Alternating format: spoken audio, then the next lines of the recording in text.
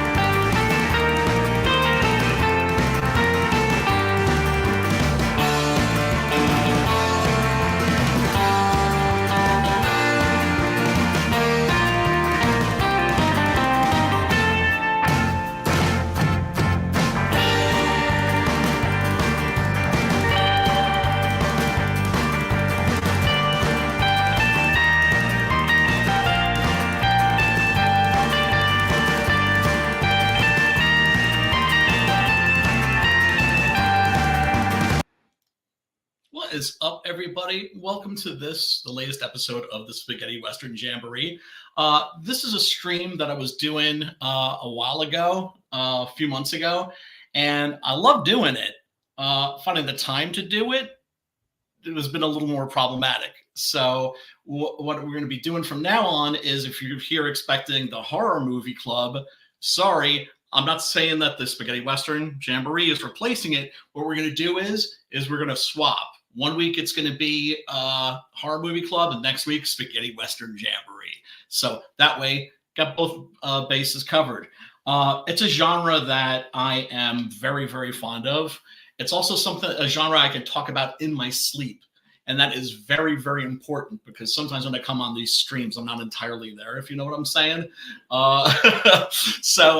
Anyway, tonight's movie, of course, is the original, the OG 1966 Django, starring Franco Nero, directed by Sergio Corbucci. There's a link below in the description. You can click on it, and it will take you to a 100% free, unedited version of this movie. And let me tell you, times have changed, because this was a movie that you could not find for about, 25 years. It was never released on television, VHS, Laserdisc, or any of that stuff, DVD, domestically for the longest time. I think its first release was actually around 2000, 2001, when, the big DVD boom happened, and suddenly we started getting all these great copies of all these old movies, and also a lot of films that got people like me, who were like fanatics about the genre, had always heard of but never actually seen. So anyway, let me bring on my co-hosts. We got the man's man, the ladies' man, Matt Burke. What's going on, brother? I don't know about ladies, man. I bet. Yeah, I know your wife isn't going to want to hear that. Yeah, fuck you. Sorry. For sure, man. Fucking Django, baby. I'm so glad we're able to get in there and fucking handle some Western movies, man. I've been really itching to get at these, and yeah, man. I saw a couple of the I caught a couple of the Western Jamborees that you did. I think last year or a few months back. It's fucking awesome, man. I can't wait to just really dive deep. There's so many movies, and man, I never get tired of westerns. If it's fucking Bonanza, Gunsmoke, I'll jump in there and just start watching them. Any era, any genre, any subgenre of westerns. And Django, I can't wait to really get in there and talk about that. Which this movie was something else. Yeah. Oh, dude, yeah. I can't wait to talk about this too. It's such an iconic movie, but it's also a movie that's been like hardly anyone has seen, or at least it's on the obscure side, shall we say, which is ridiculous when you consider how many Django movies there have been, and we're going to get into that, the whole Django ripoff thing. Movies that were like fake sequels to Django. And then, of course, there was the Quentin Tarantino remake, which I haven't seen, but we might cover that briefly. And then, of course, we can't forget our boy ID Crisis Dave. How are you doing, man? I'm good. I'm actually surprised I was able to make it. Everybody went away at just the right time. They got their kisses goodnight, and I found myself cleaned and dressed and ready for anything. And this is what happened. Nice. Well, it's going to get like muddy and bloody. Sometimes things work just right. Things just. I, however, have not seen this movie. I'm here to learn. Okay, so that's all right. This is going to be very interesting. I may have questions. I might even have an answer. All right. Who knows? Who knows or dares to dream, Brian? Hell yeah! Thanks for joining us, man. Thank you. Of course, we got our boy Pops. What's going on, Pops? Hello, Pops. It has been a roller coaster weekend, and roller coaster week, and we are going to sum it up with. Does that say super chat down there? Holy shit! Damn. The man was monetized. I just want everybody to know. There you go. When you get a super chat status, is it not unlike having an empty bag on Halloween and somebody gets to be the first person to put candy in your bag? That's kind of what this is right now. Yeah. Is that how that works? It's kind of weird because it totally caught me by surprise. I was explaining to these guys earlier. I had applied a long time ago and I didn't have bank. And I guess they had gone through the whole process to approve us, and we're just waiting for a bank. And when I got a bank account, just like recently for the ROKU thing that we're putting together, something separate, yeah, and synced it to my debit card, and boom, Google goes, ooh, synced bank account. Oh, synced bank account. Boom, boom, YouTube. I'm monetized. I don't fucking know. That's crazy. Yeah. It's crazy. like I can see it. It's one of those scenes in a science fiction movie where the android synapses start connecting. Yeah. And then all of the computer graphics start to flicker, and it's like as soon as YouTube had an account to assign to it. Oh, now they love you. Yeah. They're in love with you now. Be careful. Be careful, Pops. Damn it, look, Pops, look, I'm telling you, just bring a when the internet starts to love you, it's time to get a mop. Dude, that's funny. Man. That's hilarious. I didn't boy. Like I said, I totally didn't expect it. I was doing a game stream. I was live for like 4 hours playing a video game. And as soon as I got off the game, I got the notification that I'd been monetized. I was like, oh, I know. I mean, it's like I didn't get any achievements in the video game I was playing, but this'll do. Yeah, that's like the best chest I opened all afternoon. Right? Yeah, right, exactly. Yeah. Look, a health bar. That's Matt, bro. That's Matt, I gotta ask, what are you drinking, and why isn't your pinky sticking out from that little cup? Let's see. Look at it. Wait, I'm drinking some Kraken. It's like Kraken rum. Oh, are you? Yeah. That's why it's little. Okay. Well, good move, because that is some heavy shit. It's a little one. Dude, that's got some good legs, man. Kraken is you got to put that in a glass so you can see the legs on it. That's some good stuff. Right. I haven't had that in a while. I'm cheap. Was that 15%? Let me see Is that a glass? No. Yeah. No. Come on, hold that back up. What this is? Yeah, I painted this. What the fuck? Oh, that's beautiful. Thank you. awesome. Yeah, it's got some chips on it. They're It's fucking around. You got this is what happens when you empty one of these things. Every once in a while, it falls. There we go. It falls on the ground, and that's awesome. It'd be great if you this knew is the original artist so he could touch it up for you. yeah. There's no way to fix that. Really, you know what? I would charge somebody else to fix this. Yeah. I'm like, way too much, man. You should just wrap that in vinyl if you're going to treat it that way. Seriously. But yeah, Blackheart, like a really great couch, and then they wrap it in plastic. I know that white you want to couch. fucking sit on the damn thing. It's a white couch wrapped in plastic because somebody decided to get grape juice. But this is a Blackheart 93, but the Kraken, man, total respect. You're buying off of the next to the top shelf. I New love. Kraken. That's the gold one. I've never tried it. I like the black one normally. Hold on, put that back right there. What was it? I love the jar. No, show the jar. They have to have the jar. Look at that. You know where Kraken comes from? It comes from fucking Norway. The name Kraken. It's a big squid. Kraken. It sounds like it. It's like I'm gonna have to handle that someday, hopefully. Giant octopus, yeah. It's like one of the creatures of myth that definitely exists. And that that there were sightings like going way back, those the old maps where it says "Here be monsters." That's where like a ship was sailing through, and giant octopus came up and went, "Hey, what's this?" Yeah, I've never seen one of these before. Maybe I should hug it. What the hell is that? Yeah, I love the nautical stuff, man. I want to do that probably in the next Hell War. 10 years from now. Yeah, man. That's cool. I was wondering, like, as soon as I was like, "Pinky's out," and then you're like, "It's cracking." I'm like, "Oh no, I get it now."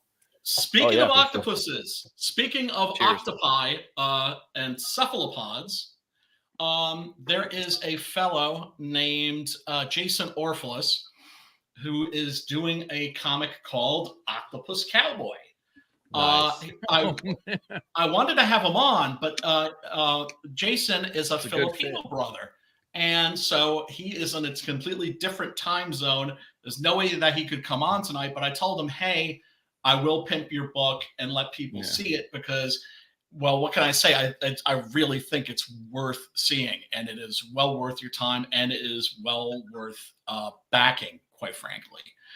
I read the first issue of this, and it was exceptional. It was really good. Yeah. No, naturally, I mean, this is kind of like in my wheelhouse. This is, my kind of thing. And one of the things I wanted to ask about Jason is did my book kind of influence this in any way? You have to wonder. In a major way. You have to wonder. Well, yeah, but also it's the tone, right? Oh, because this isn't a joke. He plays this completely straight. And that's what's good about it, because you're asking basically is if I and then there's a gorilla in there. If I can do it with a gorilla. Look at that. No, like if I can do it with a gorilla, if Brian can do it with a gorilla, can I do it with an octopus? Right. It's a completely crazy idea. Of course, I might be talking out of my ass. He may have never seen my shit, so who knows? The art is really good. It's thick. Well, it's thick in the foreground, which is how it's kind of supposed to be. But yeah, it's definitely as a rule of composition. Mm-hmm. But man, that's good. The proportions are great. Yeah, dude, he's the colors awesome. are nice. And I love the gun popping out of the water. It's like it's not pointing at you yet. Isn't that great? And he's holding on to one of the stirrups and everything. It's like, hey, having 8 legs comes in handy when you're a gunfighter. Well, he's kind of piling on. It's that you're hanging from the side of the horse, which is that trick that you see in westerns. Yes, and he's in the water, which is the octopus's natural habitat. I mean, this is a 6-way intersection, right? Yeah, man. Yeah, but the art is good. It's really good. It's really good. And the thing is, his first campaign didn't really get much attention. It did okay, I think, but I think it maybe did about like 8K or something. And I think I've seen him maybe on one stream. And I really wish he would come out and promote this because it's a hell of a book. It's really, really good. Yeah. Have you talked to him like voice to voice? Not voice to voice, but because I was going to ask, what's his command of the English language? Because that's going to be a factor if he's going to be on channels. Oh no, his English is very good. Yeah, we did a Western Roundup with them. Is he Filipino or is he in the Philippines? I believe both, right? So he probably speaks what is it, Tagalog or Tagalog? I just know that our niece in that knife fighting is their local martial art. He was actually on a Madness show when he did book one. You know him already, Pops. Yeah, I talked to him before. I didn't know that he was in the Philippines. Huh.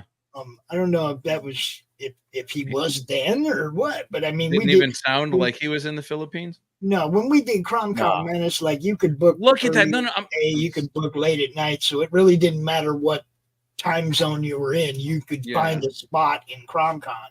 You know, I'm real sure he came out to a CromCon, at least one or two back, a few years ago. Book one though, I didn't even know he had book two. So Jolly Green in the chat. What's up, Jolly? He's got a Jolly Green. Isn't that that's messed up when you see?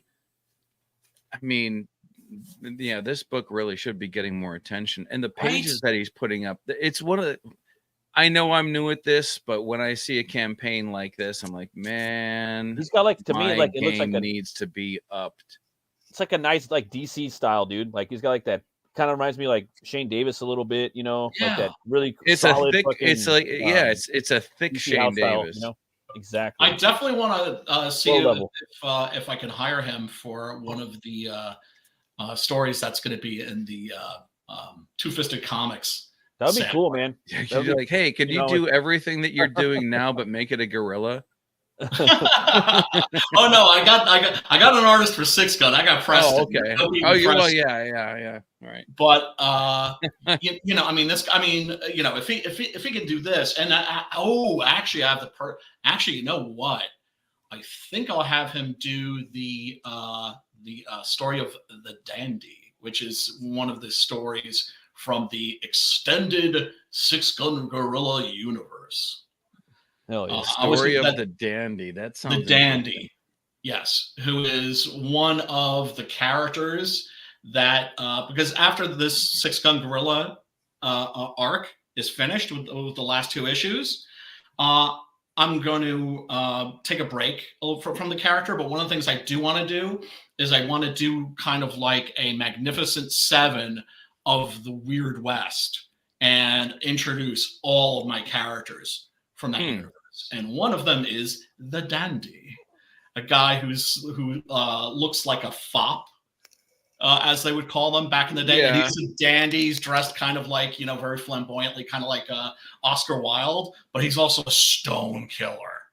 And turns out also the world's first school shooter. A very sort of morally dubious character, like somebody where you just like, you're not sure exactly if you could trust him. You're not sure if he's self-interested or if he's down for the collective. Jason would be absolutely terrific for that, I think. So yeah, everybody. Did you throw this in the? Wait, I'm looking at the comments. Did you throw this in the chat? Yeah, I'll throw it. Where am I? Oh, look, Metal Movies and Brewskis threw his candy into Pops' Halloween bag. Oh, dude! No way! No way! Yeah, there it is. You got the first one, man. That's a Snickers. That's a cake. That's a fun. Is it a fun size Snickers? Candy is dandy. Candy is dandy. Yeah, that's a nice connection you made there. I like that. Oh, dude, man. I gotta find that Kraken shit. Dude, it's new. It just came out and they put it on sale because no one was buying it. Dude, they do special label stuff. They did stuff for like around Pittsburgh of Kraken that just had to do with the Three Rivers and the confluence. It's like special label stuff. Yeah. Just like, I mean, it's the same rum. They put a different label on it. But look at this: Kilroy, Slade, Leopold, Leopold.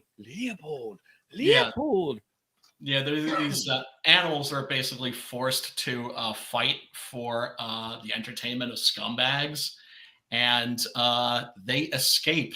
Like a circus, right? Well, like more like a sort of, but like a real brutal kind, more like bear baiting, if you know what that is. You know, that was like a very a popular cockfight. pastime in the Dark Ages, where basically you'd watch dogs rip a bear apart. Oh, yeah. Okay. So, like cockfighting, but the bear doesn't know that he's in a fight. Like that first time Conan had to fight somebody. Right. Yeah. Right. Yeah. Except, they're used to getting the, surviving, but getting like really fucked up. Yeah. And this is a black steel in the hour of chaos moment right there. That's nuts. Yeah. But I mean, yeah. So anyway, I don't think detect this is any a great tentacle book. porn anywhere in this entire book, and that's what I dig about it. Yes. But that's what's funny, because it's like I wanted to tell, like I was telling people, like Beastars, fantastic. Watch the anime, read the manga, fantastic. And people are just like, no, it's furry stuff. I'm like, it's not furries, it's anthropomorphics. There have been anthropomorphics long before there were furries. You're using words that are Black too big Sat. for the public school students these days. Yeah. But yeah, no, it's just, it's I love anthropomorphics, Cowboy. and I would love to do an anthropomorphic book at some time. Except this isn't anthropomorphics. This is they're the animals, right? Yeah, right. Yes, exactly. Start humans with animal characteristics, or animals with human. Yeah, like a werewolf. Well, like anthropomorphic would be Ninja Turtles, like a wolf man or a Ninja Turtle. Turtles. Right. Not werewolf, but wolf man. Right. True. No, man, this is this is a really good find, Brian. I'm glad you put it up there. Yeah.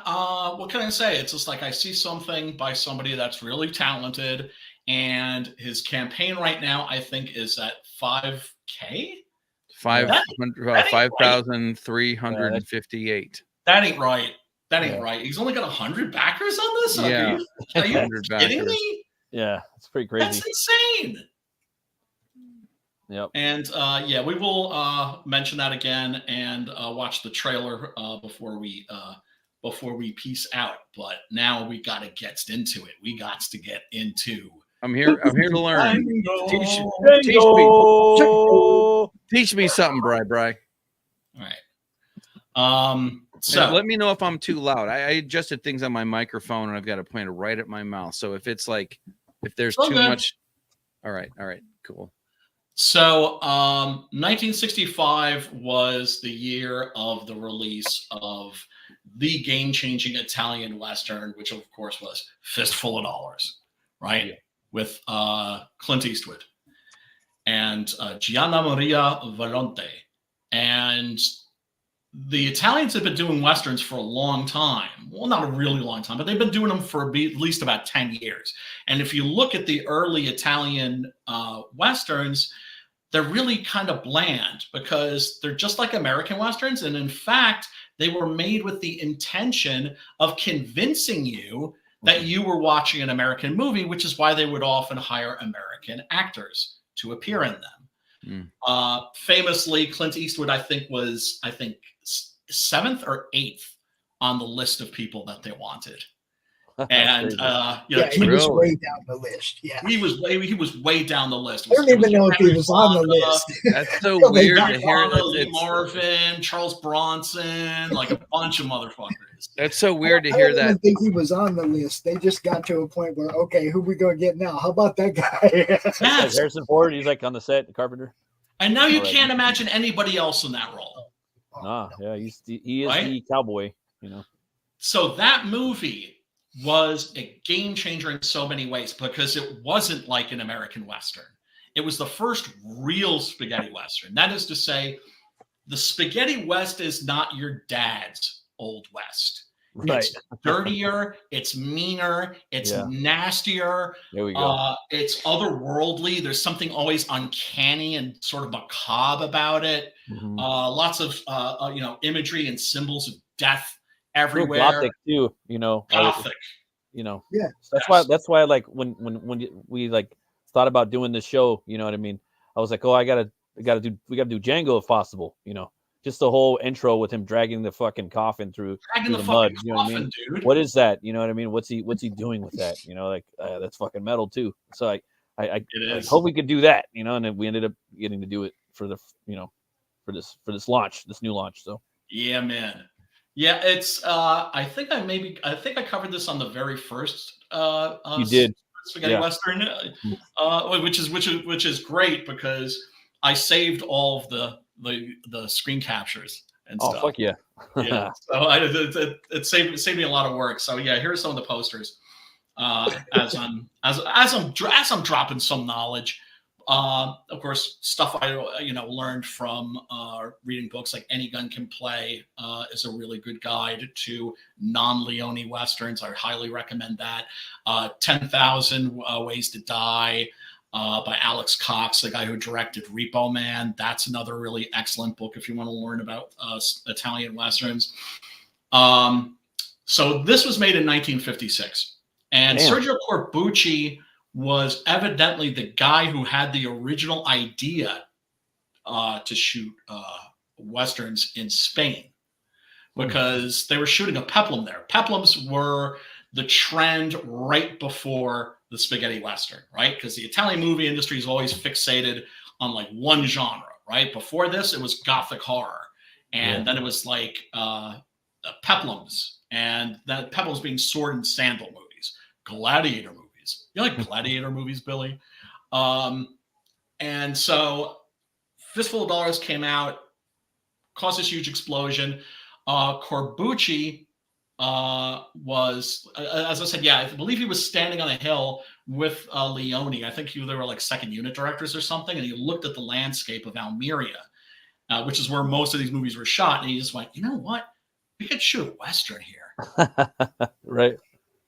So evidently he was the guy who originally had the idea. The vision. When it comes to Italian westerns, you can't go wrong if you pick one directed by a guy named Sergio. Right. That's the rule of thumb, right?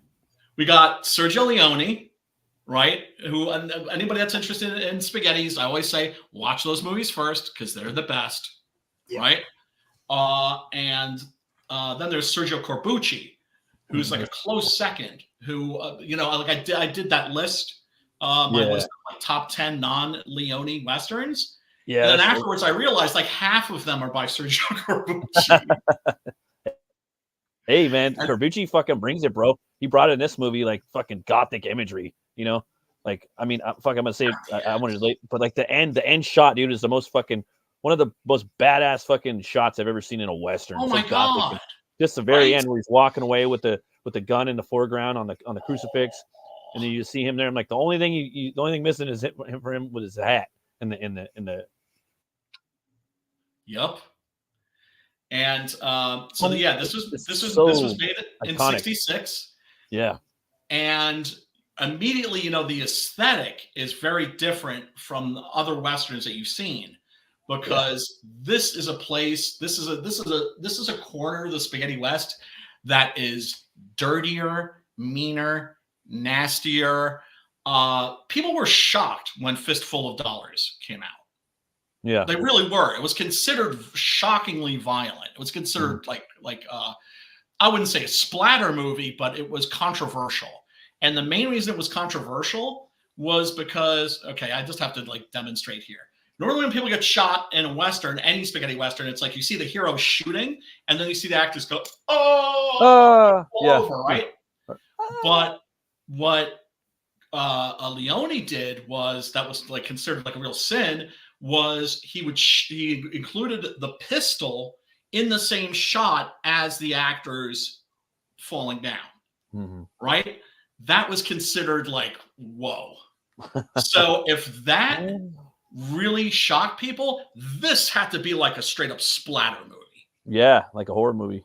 Like a horror movie. And it kind of is. It's like it kind of like tiptoes in some ways. Like this is fucking like a horror movie when he's just like, what's he got in there? Dead body? Like you don't know what the fuck is in there, you know? Yes. And I love the way the story keeps changing. His costume keeps changing. it just keeps moving. It doesn't stay like gothic either. The whole fucking movie. You know what I mean? It turns into different things. He kind of changes in characters too. And on a side quest, I fell asleep, had to come back and keep watching the movie because I'm tired all the time. But I wake up and fucking another Django's on, and he's got long hair and a beard, and I'm like, oh shit, I gotta watch this. And then I see another one that's like Satana or Sabat, one of the two versus Django. I'm like, oh, I want to watch that. Oh yeah, it's probably Sartana meets Django. Okay, quick list because this is something we got to discuss. I got to get this out there too. This movie was such a smash hit.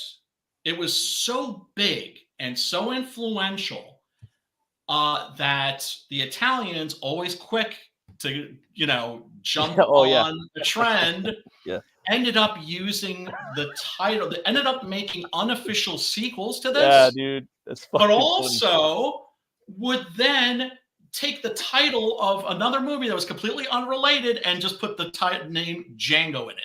Like Django, if you live. Django shoot. I'm sorry. Django kill ... If you live, shoot! ! Tarantino's like, fuck it, I got my Django too. Here's my Django. There's so many Djangos, let me get my Django. Right. My Django's better and cooler. That's the only one that's actually the only one that I saw, and I really most people. That's all what people know of.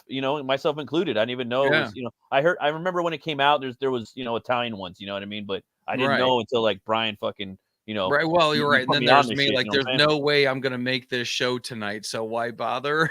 I'm like, what happened? It's all good. You are free to always check this out. Oh yeah, well sure. I mean, it's like Pops. I love that Pops' influence. My ROKU's on that TV right over there. Hell yeah. Yeah. Yeah. I mean, I was like, all right, well, I'm ready to go whenever that thing is ready to go. But until then, that's where my shit goes. Hey, Chris and I are actually working on the business plan right now to present to a couple of investors who basically are already in. They're just waiting for something on paper. So we've already brought the goal for crowdfunding down immensely. We're not going to need as much. So yeah, I'm happy about where we're going. It's going to happen, Pops. And people. One of these days, man. Yeah, one of these days. It's like it's like ain't that far away at all. You know how it is? There's people that really want to have kids, but they just got to keep trying and trying and trying and drinking that orange juice and get back to work. Yeah, and when you don't try, you just kind of do it, and then that's when it happens. Right. You got to keep doing it, Pops. Are you doing it? Doing it. Hey, back! Don't tell me. I'm just gonna. You know what? I can't believe I shouldn't have brought it up. I'm going to be right back. It's all good. Yeah. No, let's take a quick look at some. Then this isn't even all of the Django clones. Okay, so there's original Django here. Django Strikes Again, which is the only legitimate sequel. Oh, fuck yeah. Okay. Django Kill, If You Live, Shoot, which is an amazing movie. That is pretty much a horror film as well by Giulio Questi. Then there's Django il Bastardo, also very much a gothic Western, highly recommended. Viva Django, also starring Anthony Stefan, who's also in Django il Bastardo. And that one's fun, but not a must. Now, the other character that was about as successful and popular as Django was Sartana. So, of course, it figured that, and there were 5 real Sartana movies, but then there are the ripoffs too. So you have the hybrid ripoffs. Django and Sartana are coming. It's the end. Django defies Sartana. Return of Django. Django shoots first. Don't wait. Django shoot. A few dollars for Django. Django beats Sartana, right? So there's at least 40 Django Sartana movies. There are so many Django's that need a universal theme song, dude. Right? Fistful of Django's cut price corpses. Kill Django, kill first. Love these titles. Fuck. Right? Django Does Not Forgive. Django the Last Killer. Django Kills Softly. What? Django the Honorable Killer, Nude Django. Oh shit, Django. Like to know what that's about. Softcore Django. Dropping Djangos on fools. Django Prepare a Coffin, which is the best of the Django ripoffs, and it's with Terrence Hill. That's why. Instead of and he's great. He's awesome, dude. He's awesome, and looks a lot like Franco Nero in this particular picture. And they look very similar in real life too. Oh, for sure, like brothers, like Yeah, and so that's another one I recommend. Hallelujah for Django. Django Unchained, of course. Django Lives. Sukiyaki Western Django by Takashi Miike. And well, that's some of them. That's not even all. That's a couple. It's a couple. But it's not the whole shebang-a-bang. Yeah. It's like, damn, that's a lot, dude. That's a deep dude. That is a deep rabbit hole. That's a deep ass rabbit hole. Yeah. Yep. So folks, if you want to go diving down that, be my guest. I've seen most of these movies. My collection of spaghetti westerns is in the hundreds. Oh shit. The thing is there's a lot of really great ones. I would say that there's about 40 that are worth watching. For sure. For sure, huh? Because it's like anything else. When there's an explosion of a certain genre, 90% of the movies are going to be shit. But there's also going to be 1, 2, 3. There's going to be a couple that are going to be masterpieces potentially, or at least be like good. And not complete. So the sequel, what shit. So there's only one sequel with Nero and Corbucci, right? Is that correct?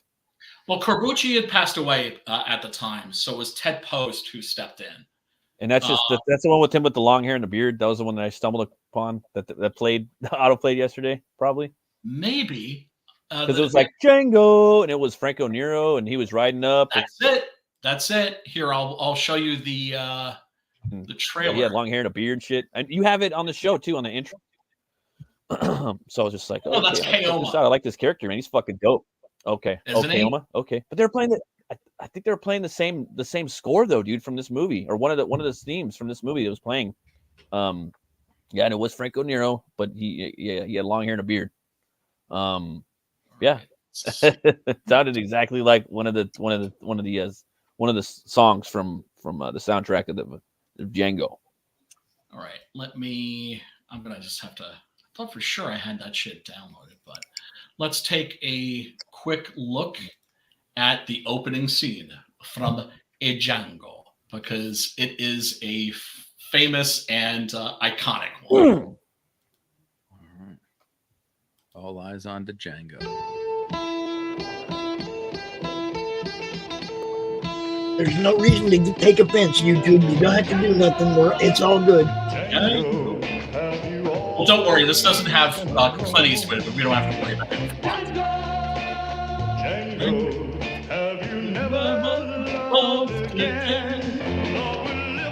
Right. So it's just such a wonderful shot, right? This guy's schlepping across the fucking wasteland, and as he moves further and the camera moves further back, we see that he's dragging something behind him. Yeah, what he has on his back is a real specific shape. It looks like is that what it is? Yep, he's dragging a coffin behind him. Black clad, dragging a coffin behind him. Gothic like as fuck.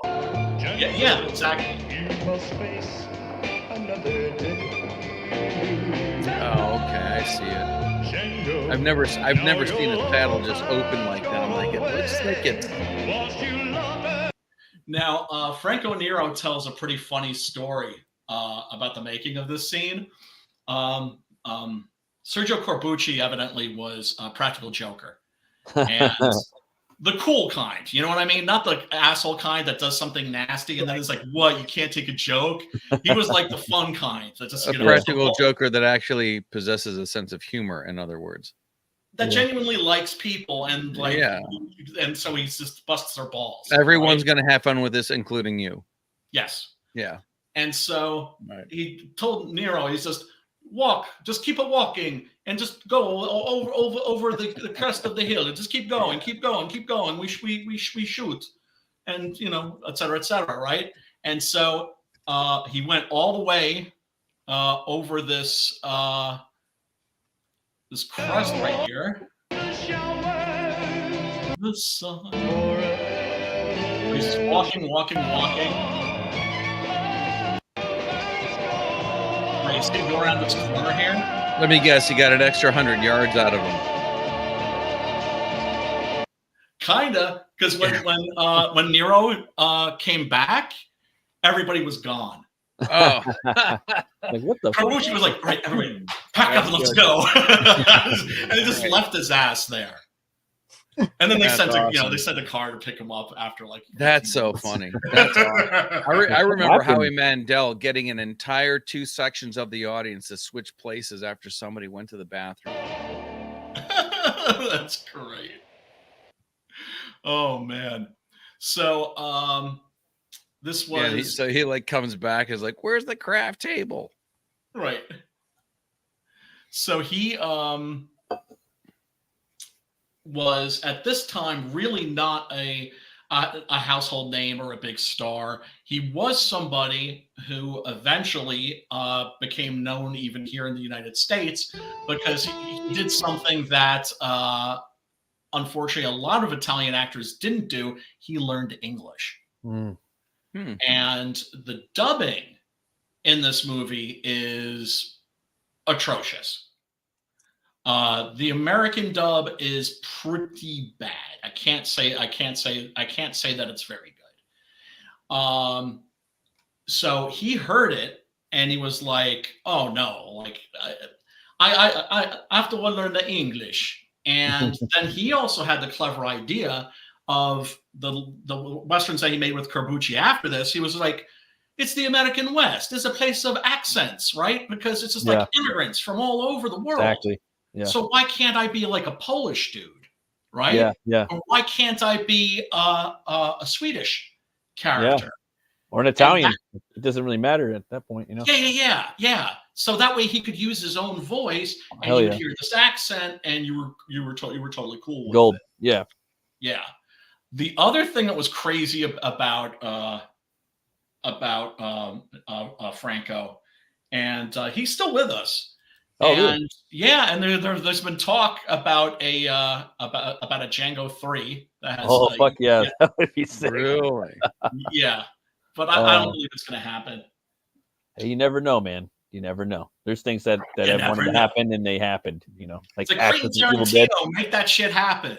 Yeah, I was just about to ask if there would be a partnership, and what did the original director think of Tarantino's treatment of it? He was dead. He had already passed away. Wait, you just said the actor is already still with us. Yes. But Corbucci. All right. Yeah. Both Sergio and Bruno Corbucci ended up directing a lot of the Terrence Hill and Bud Spencer movies. A lot of them. And those are some of the best ones, actually. But yeah, no, Sergio Corbucci died relatively young, I think like in his 50s, like Leone did. And it's such a shame, because I think of all the great movies that we were cheated out of. There it says Aiuto Regista. That's assistant director Ruggero Diodato, who went on to direct maybe the most infamous movie ever made, Cannibal Holocaust. Jeez, that movie keeps coming up. Yeah, man. I love it. It's like, all right, man, this is the one. It's one of those movies where it's just like, I watched it. I'm glad I watched it. I never want to see that shit again. It can stay the hell away from me. Gone Baby Gone is one of those movies for me. I would watch Hannibal, Freudian slip, Cannibal Holocaust I could watch that again. What was the it was like the updated version of something like that? Was it the Green Inferno? Yes. Oh yeah, I was that's very impressed by those special effects. Very impressed. I was like, oh my God, that's real meat. Oh yeah. Well, I mean, that's the thing that's so freaky about Cannibal Holocaust is that it's so well made. And when you're making a movie that's kind of twisted to begin with, the better made it is, the more twisted it seems. Yeah. 100%. Yeah.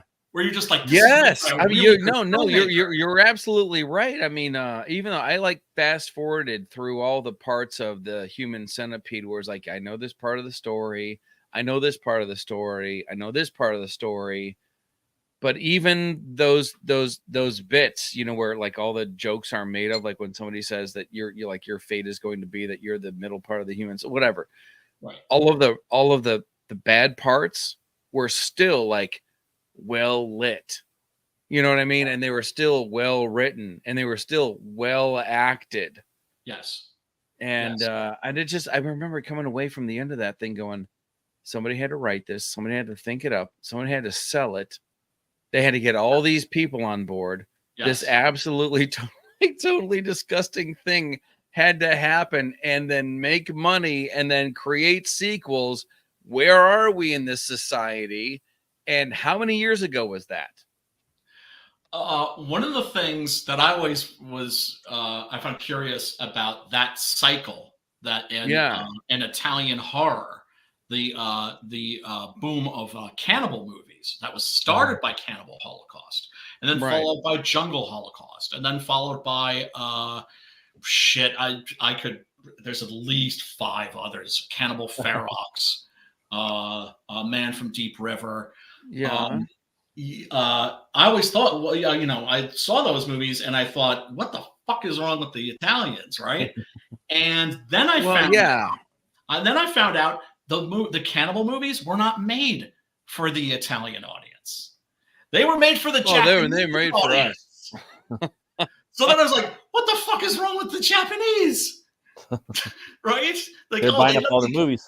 They love the cannibale. They love the cannibale movies. And Diodato, to his credit, when he was asked, like, will there be a Cannibal Holocaust 2? He had the best reaction. He just started kind of cracking up and going, no more cannibal.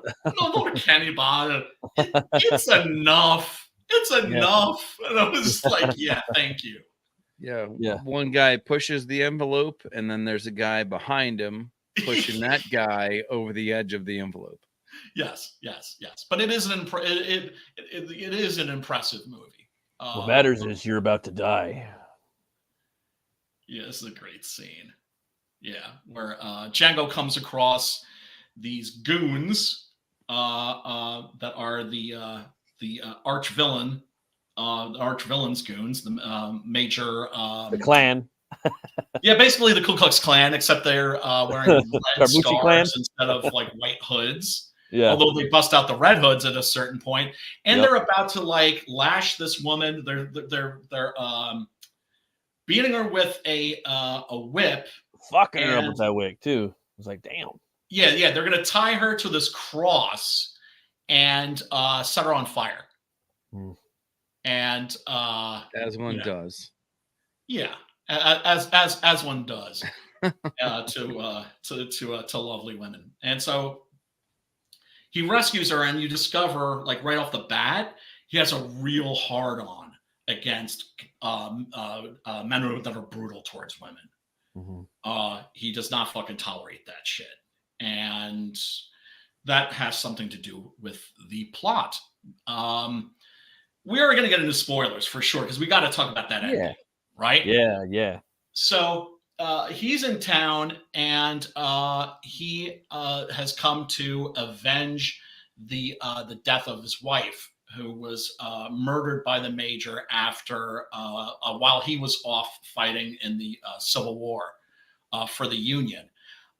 Interesting thing about the Italian Westerns too is that they don't. It's rare that you see characters that were members of the Confederacy featured as good guys or heroes in American westerns, and in Italian westerns, it's a little different, right? It's a little different. They knew a little something also about Civil War, although they didn't really have much of one. The Spanish, of course, were the ones that had the really nasty Civil War. But of course, all these movies were shot in Spain. And the guys who made these movies, Corbucci especially, very political, very political. I'm talking about like radically leftist, right? Damn, crazy. Yeah, like one of the things I noticed in Corbucci's movies, he hates hippies.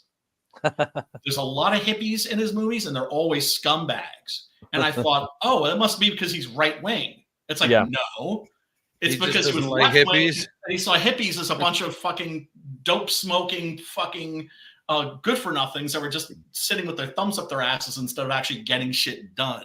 I think you've just ripped a political hole in the time-space continuum. Right. Yeah, well, a lot of these guys were communists. A lot of these guys are communists. Because basically in Italy, before this time, you were either a communist or you were a fascist. I see. Yeah. And one of the reasons, because I remember as a kid, I always wondered, like, man, the Italian movies are violent. What is up with all the violence and all the gore, right? Yeah. And a lot of people think it was the Italians working out their PTSD from communism, Mussolini. Yeah. Well, I was going to say, there's got to be some leftover. There's got to be some leftover fascist vibes. And they're kind of forcing it was the Italian fascist, and I cannot remember his name for the life of me. Somebody with a bigger brain is going to be able to. Mussolini? Not Mussolini. I believe it starts with a G, but he was like one of those intellectual thought leaders or whatever, and Hitler loved this guy. Oh! Hitler was nothing without Mussolini. Well, yeah, but it was like the guy that. Yeah, but of course they always have the philosophers. But yeah, there was people that actually, like the guy that never held a job, who thinks he knows how to run the world and he knows how to write books, and people get sucked in without looking into their background and how all this bad shit starts. Yes. But yeah, that was basically it. The Italians, the fascism started there and then infected the rest of Europe. Yeah. There's a great book. Like a good pasta. Like a good sauce and a good pasta, and infected the rest of Europe. Oh, be careful about calling it sauce out here in New York, because here it's gravy. And really? People have knife fights over that shit. Well, maybe in Eastern New York and in Western New York they throw hot sauce on it, put it on chicken wings. Which is marinara sauce, dog.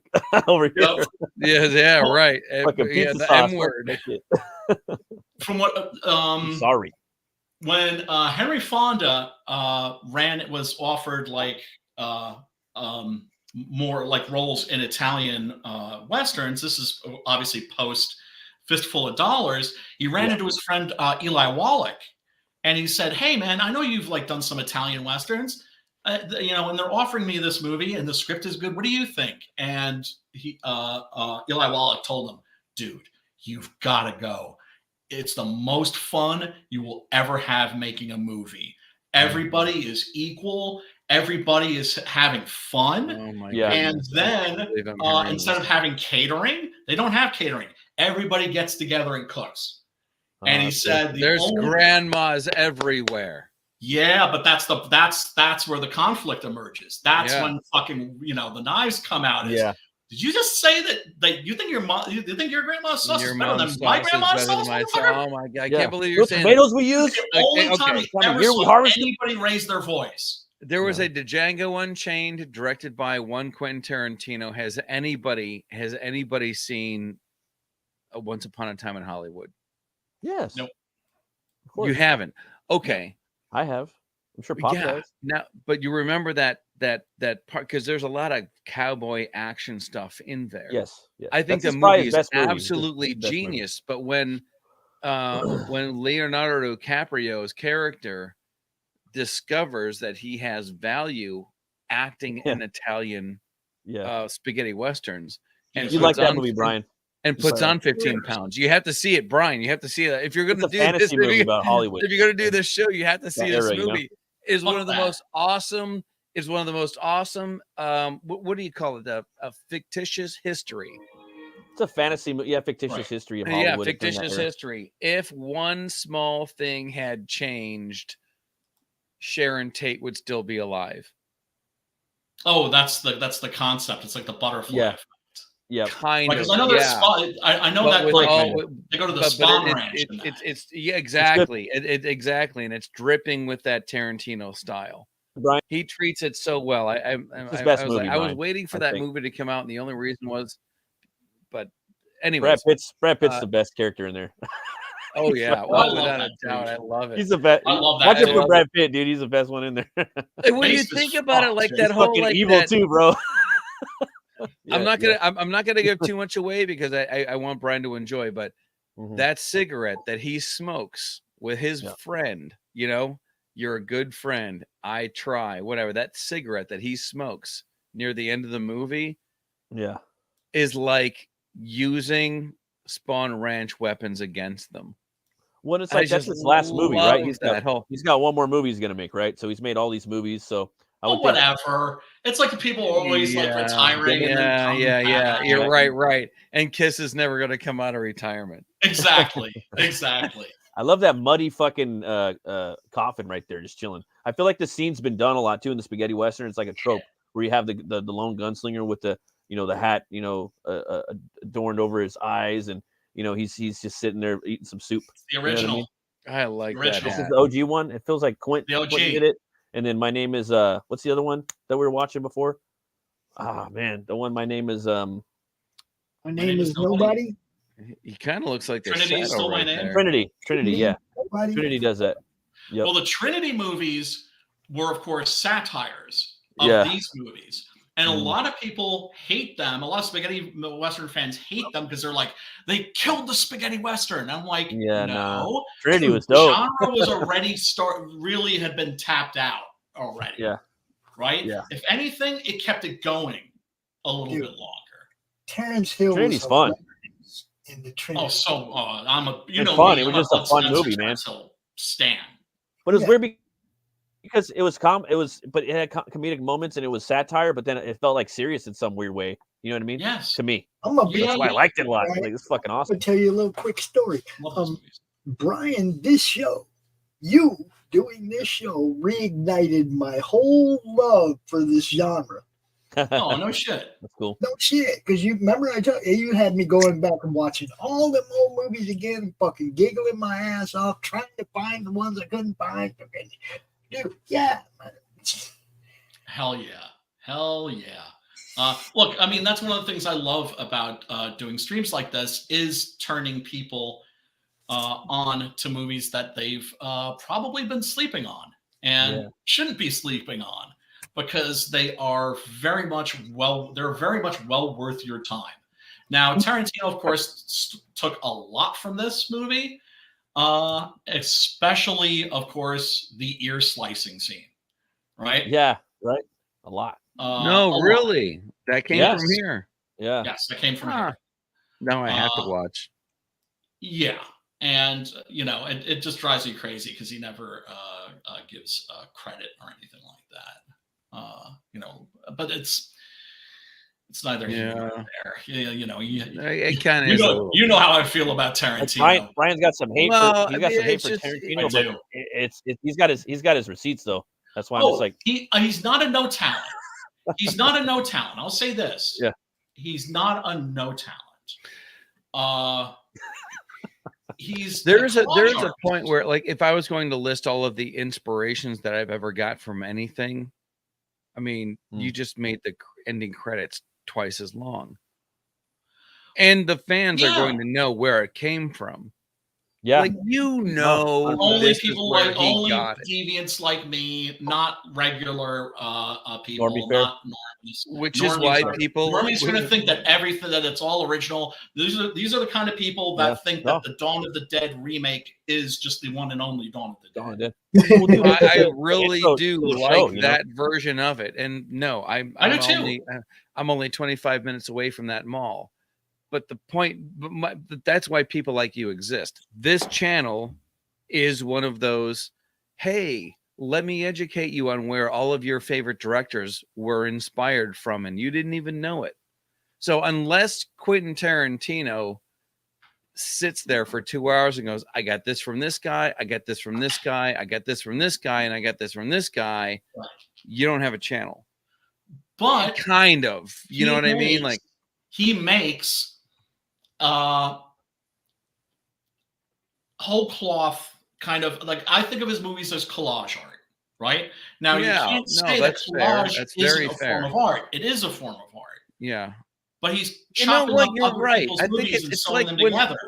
I heard LL Cool J talk about sampling music from other artists as, quote, paying homage. Yeah, that's bullshit. Look, I still shit all the time. I still shit all the time. I just steal shit in a way that you would never make that connection. Well, you know what I'm saying? Right. I call it stealing, but it's not. But in my opinion, it is, because I'm like, somebody's going to have to busy with the cotton that. table and do one of those behind the hand things. I think I know where you got this inspiration from, and you'll be like nodding your head. Yeah, you're right. Yeah, but not like coming right out and saying, you know, to the Hollywood Reporter, I got all my ideas from these 8 people and put them in a blender, and this movie came out. Right. Yeah. So here we have Eduardo Fajardo as Major Jackson, the arch villain of Django. And Fajardo usually played the heel. I think I only ever saw him play a good guy in one movie. And you could tell that he was really fucking happy too, because he was just like, I don't have to be the heel for once. This is great. Wonderful actor. One of the classic great spaghetti Western villains. The thing about the spaghetti Western villains is they're always sadistic and bloodthirsty in the extreme. And that's one of the things that's they're the reason the spaghetti West is as fucked up as it is, because nobody is safe. They will they will kill women. They will kill children. They will kill priests. Nobody is safe, right? Yeah. It's like a hyper violent hellscape, basically. Because in the Old West, people think there were gun battles going on all the time. No, they're very, very rare. They're very rare. And if you look at the gunfighters and the number of gunfights they had, body count, et cetera, it's very, very small. It's just that these events were, I mean, that's why something like the gunfight at the OK Corral became such a legend and was, you know, mythologized in its own time, because nothing like that had ever happened before. Mm-hmm. Where you had like these 2 gangs just fucking throwing down, not at the OK Corral, but actually in an alley behind the gun. OK Corral. Oh my! That's like the one thing that they get right in Wyatt Earp that they don't get right in Tombstone. But otherwise, Wyatt Earp is actually slightly more historically accurate than Tombstone. Yeah, but it's a drag to watch. Yeah, well, because there's his early life shit, and the stuff that Gene Hackman does. I appreciate all of that stuff from either not having the father figure that I wish I did to wishing I had been the father figure that I wanted to have thing. You know, if you're those little words of wisdom that Gene Hackman gives to Kevin Costner, if you're in a fight, hit first, hit hard. You know what I mean? And and dragging him out of the doldrums of that bad relation, his wife dying and all that stuff. All of the stuff that you don't know who made Wyatt Earp who he is. The 2 movies, I think they work together much better than they work apart. They do. Because one of the things that you don't get in Tombstone is, why was it that Wyatt Earp wasn't afraid to die? right? Because that's what made him and Doc Holliday so dangerous. They gave exactly 0 fucks. Yeah, but I mean, if I could have put Val Kilmer's Doc Holliday instead of Dennis Quaid's, I'm going to lose weight the same way that Christian Bale does for a part. Like, yeah, but not for a part where you're fully clothed. Tombstone had more quotable lines too. More quotable lines. One of the biggest westerns of all time, and it was Tombstone. It's a town. It's a town. You know what I mean? It's not just that. I mean, it was. You know, I can't believe I'm saying this right now, but it was one of the biggest. Those 2 movies shows you how formulaic works. Formulaic.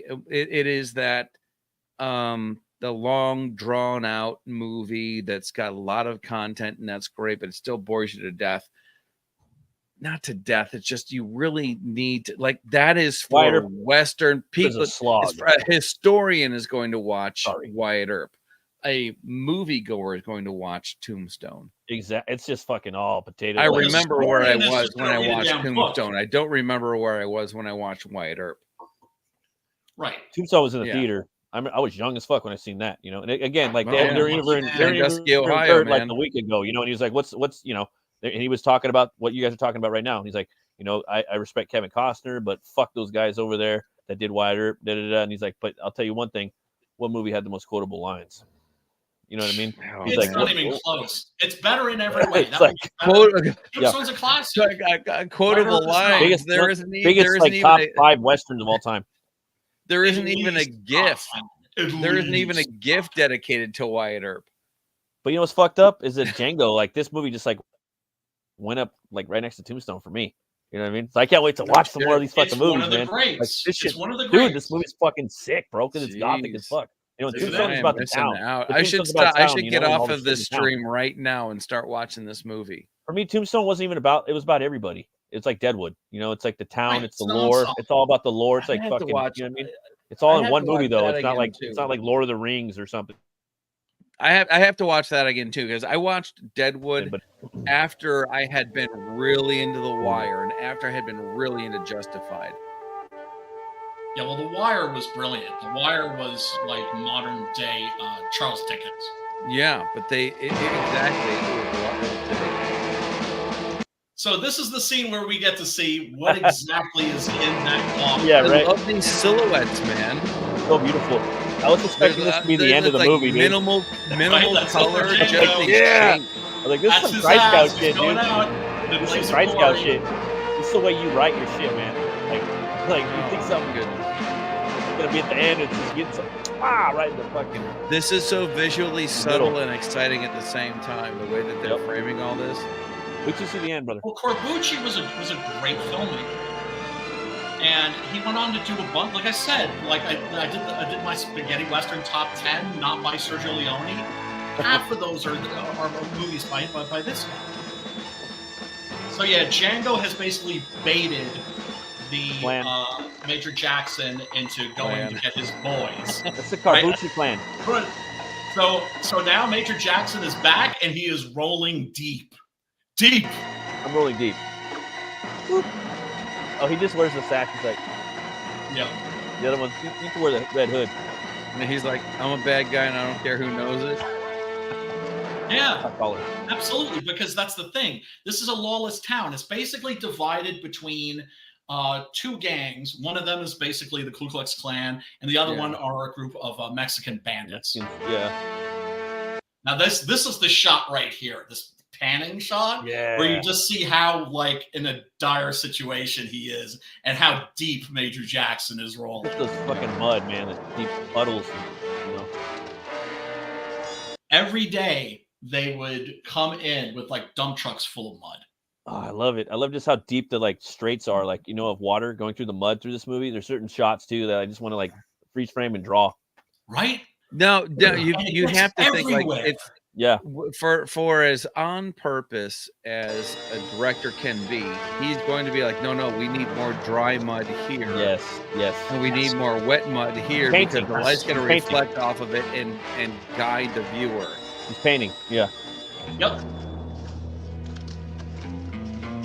Oh man, with the burning cross and everything. It's even worse. There's skulls on it. Django's deep shit. He's he out looks on like that Ragnar, swing. dude. It's getting sawed. I'm Nero, sorry, Matt. Nero looks like I forgot the actor's name, but the guy that plays Ragnar Lothbrok in Vikings. They look like it could be. Oh, I can't remember him. Yeah, he was in that Raised by Wolves thing on HBO. Yeah, I never seen that. I'm like, damn, he looks like an actor. I'm like a modern guy. Odd, man. That is an odd. I couldn't finish it out. Interesting thing about Nero is he looks a lot older than he is here. I think he was like 23, right? But the actor's name, really genius, right? In all of these movies, he would put on all this makeup, right? So it would show off any lines around his eyes, and he would always do this. And the directors would be like, Franco, I don't understand. You're a good-looking guy. Why do you do this? And he said, well, as I age, as I get older, I'm going to start removing the makeup. And then people are going to be like, that Franco, he doesn't age. Yeah. No, that's thinking ahead, man. Yeah, it is, right? Still a good-looking guy. You got a little something, something for these fools.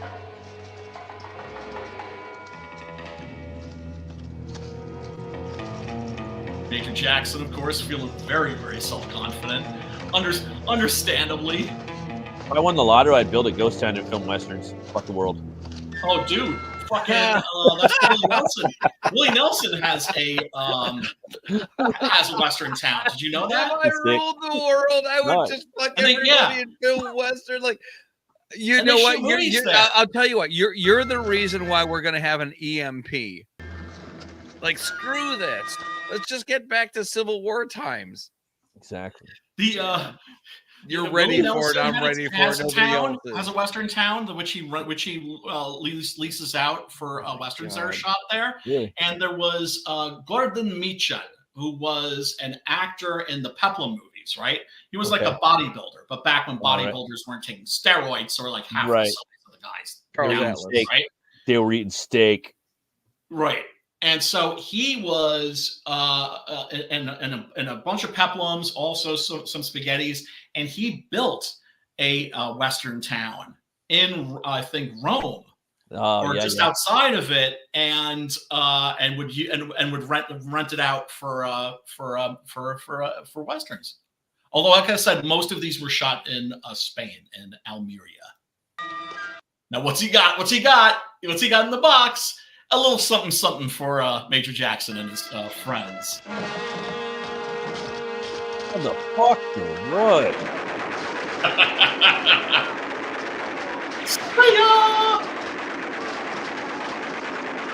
And I wouldn't want to be you. Show me the teeth. Fuck him down. Oh, she's getting down. Fuck him down. Fuck him down. Do you see it happen? Fuck him down. Fuck him down. Yeah, look at her face. Straight up 187, 187, fucking dope, stabbing these motherfuckers. Still metal. Can't even talk. Whoa! Look at him. He's like, uh-oh. They shooting. That machine gun. They shoot. By the way, I'm sorry. They shooting. When I worked at the movie theater, one of the first movies I ever saw there was "I'm Gonna Get You, Sucker." They shooting. Yeah. That's like I'm Gonna Get You, Sucker. Not a good film. Black Dynamite, 100,000 times better. Have you seen the new Western he's got coming out? Sure. Yeah, exactly right. But Keenan Ivory Wayne's first foray into spoofness was "I'm Gonna Get You, Sucker," and then Scary Movie and all that other stuff. Yeah, so it was a good, what do you call it? A good test run. Not to derail. Yes, in terms of its success, it's just what I love about Black Dynamite is you could tell it was made by filmmakers who really knew those movies. Dude, he's got a new Western coming out. Too. Do you know about that? Right. Well, you know how it is. You know how it is with garage bands. You can hear the promise, even though that it's not very well produced. Same concept. Oh, I love it. Look at his face. Jackson in the mud. Face down. Totally, like, not an inch was missed. It's totally mud. Bingo. Fucking badass. Nice. Fucking badass. I would really love to know the mechanics of this Gatling gun that doesn't spin. It's a total first of all, it's a total anachronism. They did not have machine guns when this is set, because this is set just after the Civil War, right? So you didn't even have a regular the Colt Peacemaker and the Winchester hadn't even been created, right? So you had like cap and ball pistols and rifles. This is total fiction. In the Spaghetti West, any type of realism is out the window, right? Like in The Good, the Bad, and the Ugly, there's that big set piece in the second act of the film where they have to cross a bridge, but there's a war. The Civil War is happening at that bridge, and it's a stalemate. They're just throwing bodies at each other at that point. So that's why they blow it the fuck up, so that both the Union and the Confederacy will go, well, no reason fighting here anymore, fuck it, and split. And they can go across the river. So realism is for pussies. What up, Ollie? What's up, Ollie? Ollie's here, yeah. Hail, Ollie. Anyway, always a good get. It was never fought in Texas or anywhere even near Texas, right? So that's one of the things I've always found about the Spaghetti West that makes it such a compelling world, is that it's uncanny, it's otherworldly, it's not historically accurate. Fantastic, dude. Exactly. Fantastic. Right. That there's almost that you could watch these as fantasies. It's one of the things that just makes them I love the gags too, though, man. Like, just like, what are they gonna do? You know, he's got the coffin gag. You know what I mean? Yes. At the end, he's got a little gag with when he's in the graveyard. How is he gonna take these guys on in like 5 minutes? What the fuck's he gonna do? You know what I mean? Right. Why did he just lure an army? Yeah, with broken hands. You know, it's got to smash the smithereens, pulverize hands. Oh my God. Well, that's the thing also about this film is that Django is a inscrutable character for most of the film, right? You cannot get a proper read on this guy. And so first, he's dark, menacing, a symbol of death. Yeah. And then he just seems like, he's a little bit more like kind of like a garden variety criminal. And then he is pathetic. Yeah. Right? There's a scene towards the end when he loses the money that he's pathetic. Yeah, he is. Yeah. Because he's trying to forget who he was. Right?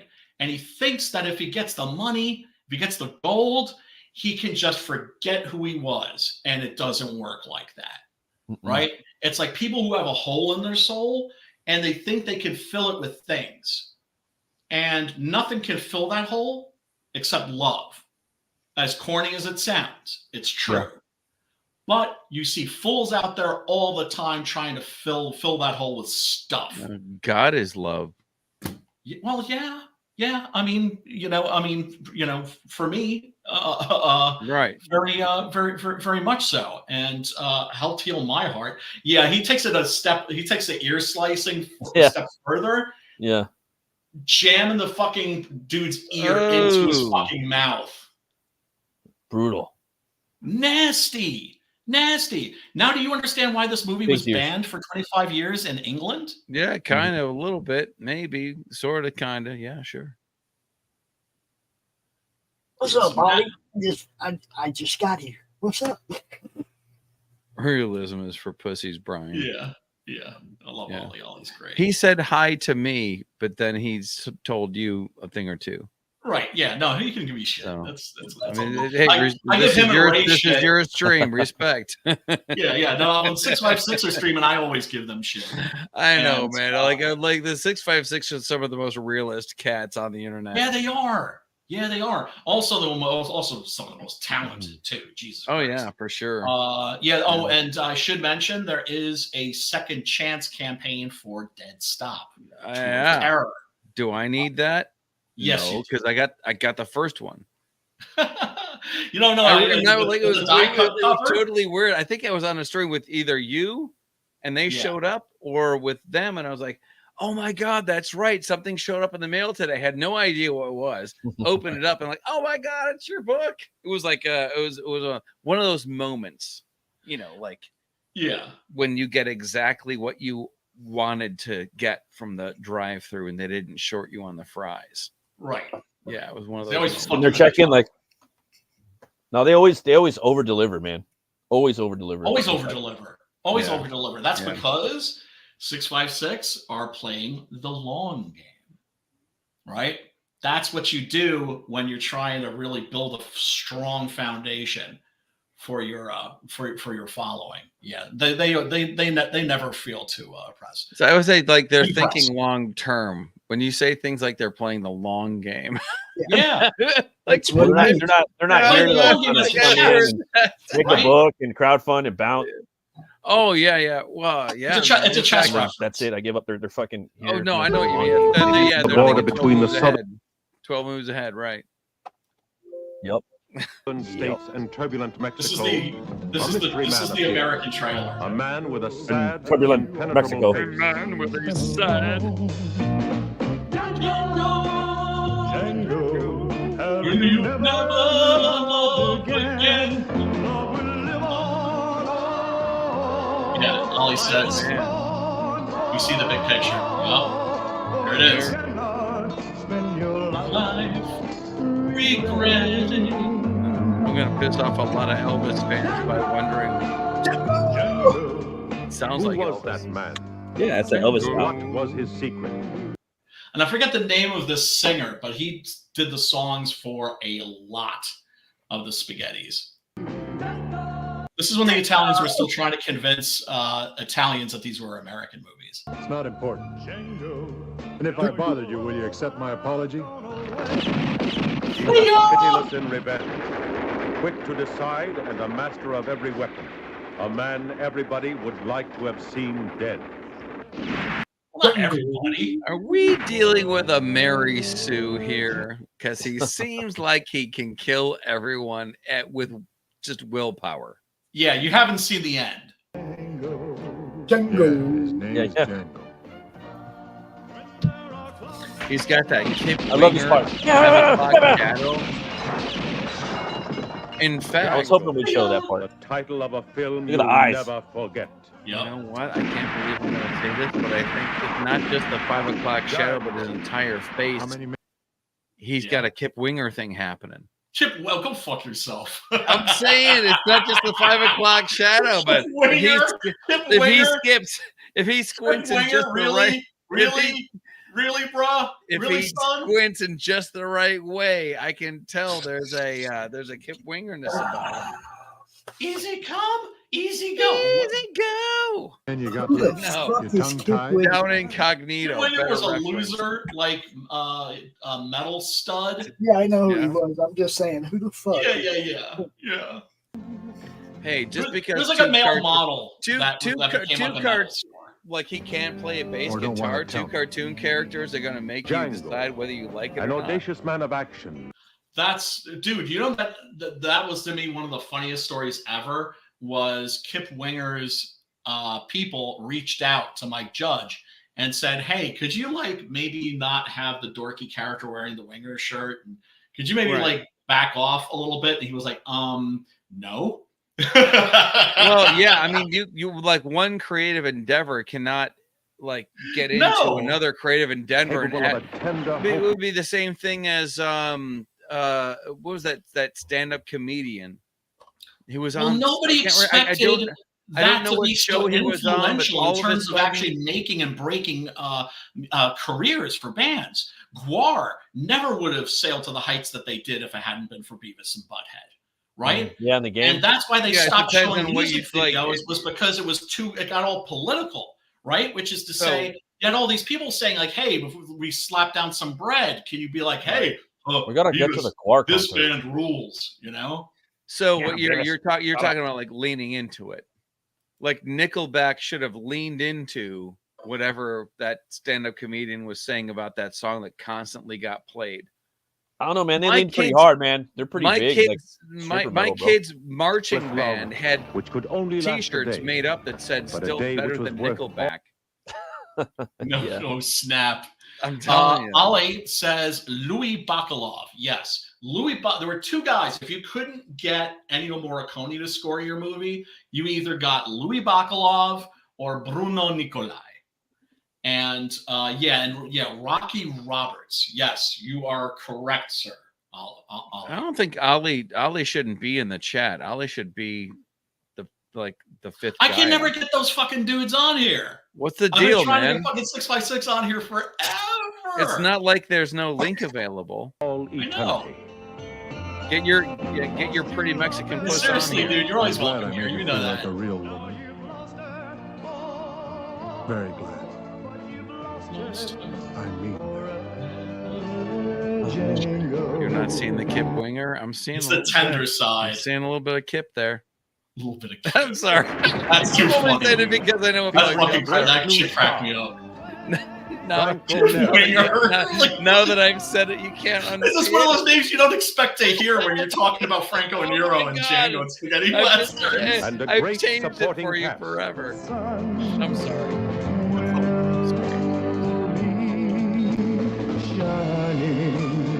Yeah, Jose Morgado as the Mexican bandito character in this. Interesting thing about spaghetti westerns, there are a lot of Mexican characters, way more than you would ever see in any of the Hollywood westerns, right? And also a lot of the spaghetti westerns took place in Mexico. Interesting thing is there was only one actor, one genuine Mexican that played a Mexican in a spaghetti western. It was Gilbert Roland, I believe. That doesn't even sound Mexican. I know, right? It sounds Gilbert. English. His name Roland. is Gilbert. Ollie knows who Gilbert Roland is.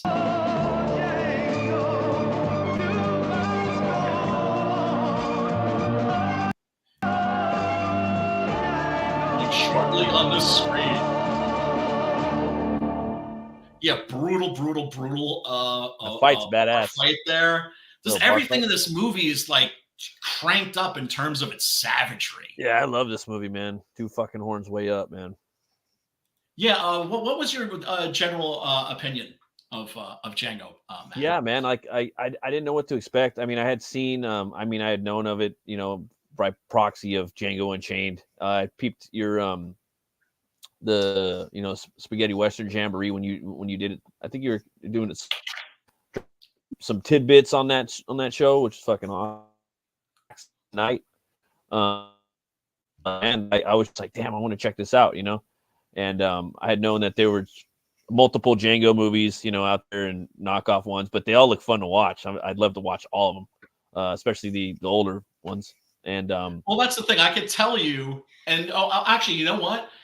The best source that you can go to, folks, if you're interested in spaghetti westerns and you want to know which ones to watch, because that's the thing that's always cool, right?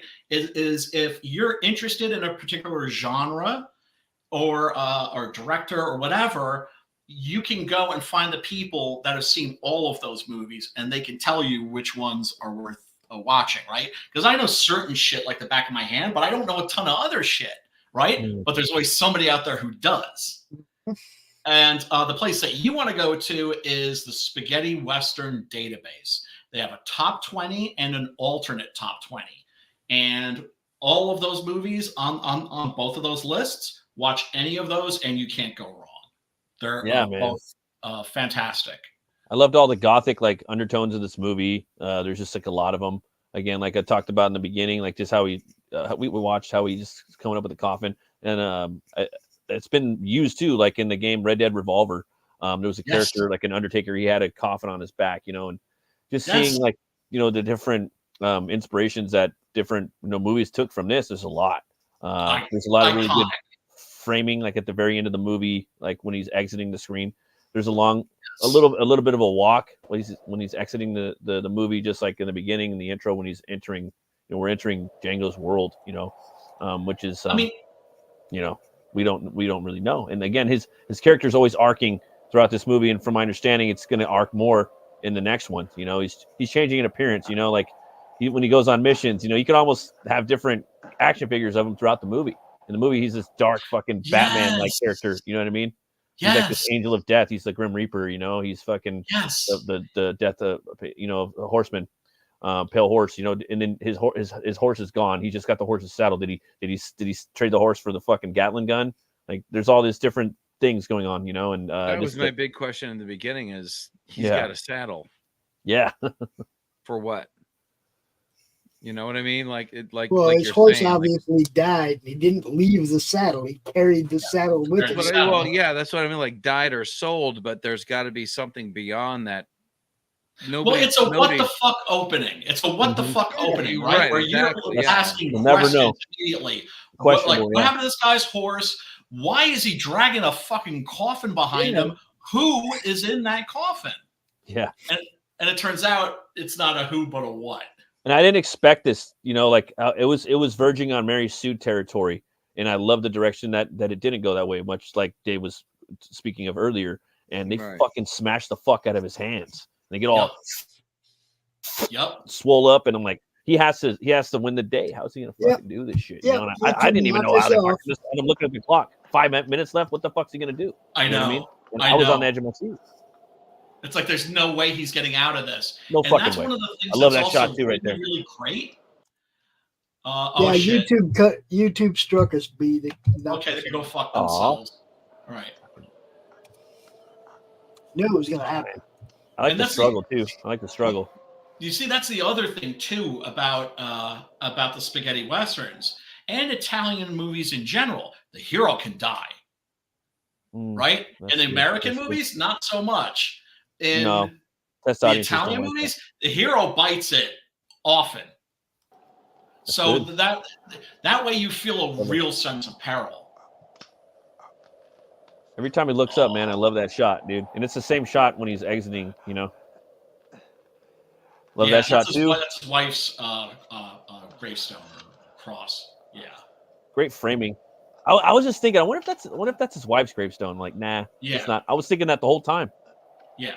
And I never knew that, like, until you told me. Like, again, I have to watch things a bunch, dude. I take in things too much, but the obvious escapes me. That's why he came back to the town, was because he was thinking about his wife and, trying to get revenge or whatnot. And also why he was trying to forget who he is, because he can't get over her. He can't get over her. Yeah. And then, of course, he meets the ho ho ho, and there's the possibility that he could. The yo-yo. I've never heard. This is the first time I've ever heard it referred to as the ho ho. You never heard that shit before? Ho ho. You never heard that? I mean, dude. It's either Christmas or that dessert treat.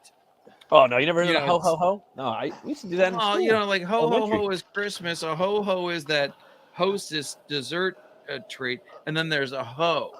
No, it's ho ho ho too, man. Yeah, I know. I'm sorry. It's just and this scene is like agonizing to watch. It's like when it's like he's unscrewing the trigger guard with his teeth. And then when he's like trying to set the gun up, and then he drops it. I love this shot right here too. I would clip this shot and make it like a thing for another loading screen.